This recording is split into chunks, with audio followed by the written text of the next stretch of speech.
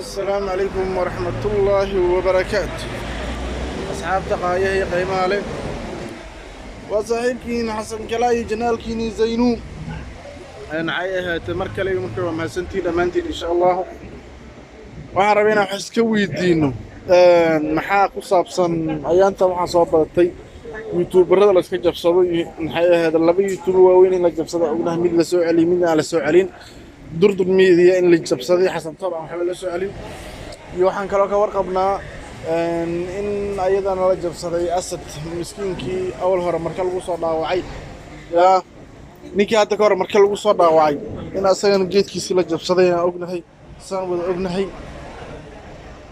waxay ahayd laakiin asaga waa loo soo celiyay wiil iska macquul ah Soomaaliyada ka jabsaday laakiin uu soo celiyay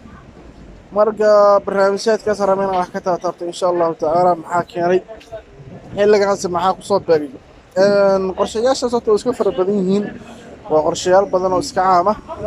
waxay ahayd soo wada socday baryahan ninka la leeyahay arrimaheena dhowr jeer ninkaas waa ka soo mar walba waa la soo ataakaraya waa la soo dayaa waxay ahayd in la jabsado passwordka waa isku dayaa oo YouTube-ka laga weeraro marka insha Allah ta'ala taasna waxaas oo arrin laga fool xumaado Soomaaliyeed waxaas waxa jira maahan qof walaalka in xaasido ama waxay ahayd barnaamij noocaas in ku sameeyso waa laga qurux badan yahay marka walaal macaan kalsoonidaada isku qab oo horumar waa gaaraysaa insha Allah ta'ala taasan kugu la talaaaniga qof walba arrimahaas ku hawlan wax fiican maahan billaqa wax jira maahan in la isbillaqa wax ka soo baxay ma jiraan marka insha Allah qof walba waxa rajeynaa inuu fahmi doono